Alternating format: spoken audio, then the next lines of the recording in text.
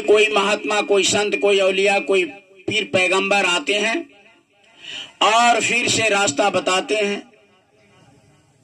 तो आज प्रेमियों, हम सब प्रेमियों का बहुत बड़ा सौभाग्य है कि आज इस छतौनी बाजार में हम लोग इतने लोग एक साथ बैठ करके अभी उस माली का इस घनाघोर कलयुग में, जो आज किसी के पास समय नहीं है उस माली को याद करने का, प्रभु का याद करने का, लेकिन आज हम इतने प्रेमी बैठ करके उस जब माली को याद कर रहे हैं, तो याद का, जैसे हम याद करते हैं भगवान को, तो याद का उल्टा क्या होता है?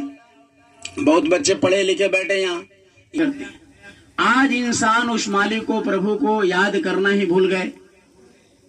हमारे भारत वर्ष में ये नियम था, सिस्टम था, ये प्रचलन था, कोई भी कार्य करते थे तो सबसे पहले उस माली को, प्रभु को याद करते थे। आप देखे होंगे ये भारत कृषि प्रधान देश है। जब हम गांव में किसान जब अपने खेत में पहला पहला बीज लगाने जाते, जिसको गभ लगाने कहते हैं, तो बड़े आदर भाव से स्नान करके लोटा में पानी यानी जल लेकर के और फूल पत्ती ले जा करके खेत में और ऐसे प्रणाम कर लेते, तब जाकर के और लोग खेत में रोपनी करते थे। तो पहले यानी भगवान को याद किए, प्रभु को याद किए, परमात्मा ईश्वर को याद किए। जब घर से लोग अपने सुबह सुबह बिस्तर से उठते थे, तो बिस्तर से उठने के बाद जैसे पैर धरती माता पर रखते थे, धरती माता को प्रणाम करते थे कि हे धरती माँ, आज दिन भर हमसे कोई ऐसा चूक ना हो जाए, कोई ऐसा भूल ना हो जाए जिससे उस मालिक को, प्रभु को तकलीफ लग जाए। फिर जब शाम को आते थे और जब खाना खाकर बिस्तर पर जाते थे, तो आंख बंद करके उस मालिक को, प्रभु को याद करते थे कि हमसे आज दिन में कोई ऐसा बुरा तो कर्म नहीं बन गया। अपना एक्सपेरिमेंट करते थे, थोड़ा सा ध्यान साधना करके उस मालिक से क्षमा याचना करते थे कि दिन में आज हमसे कोई ऐसा जाने अनजाने में बुरा कर्म बन गया हो तो आप उसको माफ करेंगे। तो ऐसा हमारा भारत था। ऐसा जब संस्कार पहले हमारे भारत में घर घर में जब ऐसा था, तो कोई बच्चा बच्ची किसी तरह का अपराधी कार्य नहीं करते थे, कोई ऐसा गलत काम नहीं करते थे, हर घर में शांति और सुकून था प्रेमियों। लेकिन जब से ऐसा करना भूल गए, अब धीरे धीरे इंसान, अब बच्चे का बात छोड़ दीजिए, बड़े बुजुर्ग भी याद नहीं करते भगवान को, प्रभु को। अगर दिन भर आप काम करते हैं, समय नहीं है, तो कहा कि एक घड़ी आध घड़ी, आधों में पुण्याद। अगर एक घड़ी याद कर लिया उस मालिक को, नहीं समय है तो आध घड़ी याद कर लिया, आधों में अगर आध याद अगर करने का फुर्सत नहीं मिला, तो कहा कि पुनि आध। पुनि का मतलब समझते हैं? पुनि का मतलब क्या होता है? आज हम लोग ऐसा है ना, सत्संग में बैठना छोड़ दिया, भगवान को याद करना, रामायण गीता पढ़ना छोड़ दिया। अब बच्चे जो BA, MA, engineering, MTech, BTech कर गए, उनसे पूछिए पुनि का मतलब क्या होता है, ऐसे ताकते। यानी शास्त्र का एक भी ज्ञान खत्म हो गया। लेकिन वही दुनिया की बात करिए, नेता राजनेता की बात करिए, खेल की बात करिए, फिल्म की बात करिए, तो बच्चे को सब पता होता है। क्यों? क्योंकि आज हमारा संस्कार किधर जा रहा है, आज हम किधर जा रहे हैं, आधुनिकता की तरफ बढ़ रहे हैं। आधुनिकता जितना तेजी से प्रेमियों हम पर हावी है, उतने तेजी से हमारा संस्कार बिगड़ रहा है। हम तो कह रहे बहुत बड़ा विकास कर रहे हैं, हम चांद पर चले गए, हम प्लेन पर यानी समुद्र में बड़े बड़े ये बना रहे, वो बना रहे, लेकिन आज किसी के घर में अरबपति हो, करोड़पति हो, करोड़पति हो, जो भी हो, किसी के घर में शांति। क्यों भाई? क्योंकि जब तक आप पूजा पाठ, साधना आराधना नहीं करेंगे, ये आपका अंदर में, आपके शरीर के अंदर हो, चाहे घर के अंदर हो, चाहे परिवार के अंदर हो, चाहे राज्य के अंदर हो, चाहे देश के अंदर हो, चाहे विश्व के अंदर हो, शांति आने का प्रश्न नहीं हो। तो इसलिए हम सब महापुरुषों ने बड़ी साधना करके इतना इतना मोटा ग्रंथ हर घर घर में पड़ा हुआ है, चाहे गीता के रूप में, रामायण के रूप में या भागवत के रूप में। भगवान और गुरु दोनों खड़े हों तो किनको प्रणाम करना चाहिए? साफ कहा गया कि गोविंद यो लिखा है, भगवान से मिलने का रास्ता, भगवान तक पहुंचने का रास्ता कौन देते? गुरु देते। इसलिए हर शास्त्रों में गुरु की तरफ, आचार्य की तरफ इशारा है कि आप गुरु की तलाश करें। जब तक गुरु मिले नहीं सच्चा, तब तक गुरु प्रदर्शन। क्योंकि नारद भगवान ने एक प्रश्न किया था, कहा कि सरकार हम जहां बैठते हैं वहां गड्ढा गड्ढा क्यों हो जाता है?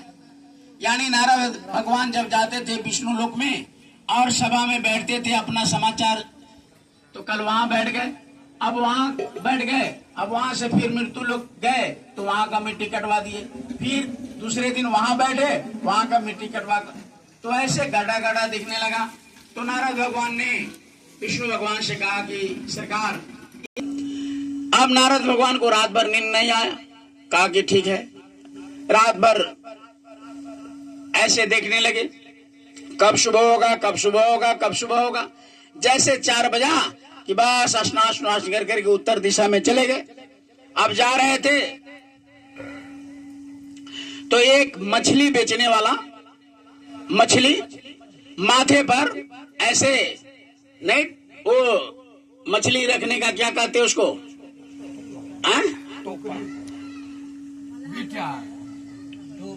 उस मछली रखते उस सामान को क्या कहते हैं? अरे आप लोग से तो हम जान ही रहे हैं कि आप जान रहे हैं, पीछे वाले से पूछ रहे, इतनी माताएं बैठी हैं। हाँ, टोपा। क्या बोले हैं? हाँ, वहाँ अच्छा कुर्सी पर से बोल रहे हैं, वहाँ चाचा जी बोल रहे हैं। तो टोपा बोलते हैं। तो वही मछली एक टोपा भर करके लेकर आ रहे थे उधर से। तो नारद भगवान देखे तो गए, हाय तुआ, ये तो कहे भगवान की सबसे पहले जो मिल जाए उसी को तुम गुरु बना लेना। ये तो भर टोपा मछली लेकर जीव हत्या करने वाला आदमी पहले पहले मिल गया, अब हम क्या करें न करें। ऐसे सोचते रहे, तब तक वो सामने आ गए और कहे कि विष्णु भगवान का तो ये मतलब उनका आदेश है कि सबसे पहले जो तुमको मिल जाए उनके पैर को छू करके और गुरु बना लेना। अब देखने लगे ऐसे, तो बोले वो आदमी जो मछली लेकर आ रहे थे, क्या भाई साहब क्या बात है? तो कहा कि नहीं, आप टोपा नीचे रखिए और हमको चेला बना लीजिए। पैर छू लिया, ऐसे प्रणाम कर लिया। अब उनको समझ नहीं आया, कहा कि ठीक है अब जाइए आप। अब वो टोपा फिर उठाया, कहा कि अब हम आपका शिष्य हो गए, आपका चेला हो गए, जाइए आप। अब वो टोपा उठाए चले गए जहां जाना था बेचारे। अब नारद भगवान मन लटकाए लटकाए दिन भर अपना मृत्यु लोक का समाचार इकट्ठा किए, लिखे, और जब शाम को पहुंचे, ऐसी सभा लगा था, तो जैसे वहां पहुंचे प्रेमियों, तो मुंह लटकाए बैठे थे। नारद भगवान अपना सभा कर लिए, जो उनको यानी भगवत कथा जो भी अपना करते थे, जो भी समाचार लेते थे, हो गया। अंत में नारद भगवान से कहे कि क्या है, तुम बहुत उदास, आप ऐसे क्यों बैठे हो? तो कहा कि देखिए महाराज, आपने तो कहा था कि उत्तर दिशा में सब सुबह चले जाना और जो सबसे पहले मिल जाना उन्हीं के चरणों में पड़ जाना, उन्हीं को गुरु बना लेना। तो पहले तो हम गुरु नहीं बनाए थे, तो आप मिट्टी कटवा देते थे। क्यों कटवाते थे? क्योंकि आप कहते थे कि जो गुरु नहीं किए होते हैं और वो जहां बैठते हैं वो मिट्टी अशुद्ध हो जाता है। तो इसलिए आपने कहा कि भाई गुरु करो, नहीं तो हम मिट्टी ऐसे कटवा देंगे, नापाक हो जाता है और पवित्र हो जाता है मिट्टी जहां तुम बैठते हो, इसलिए गुरु करना पड़ेगा। अब महाराज हमने आपके आदेशानुसार गए उत्तर दिशा में, गुरु तो कर दिए, लेकिन जैसे लेकिन लगाए तो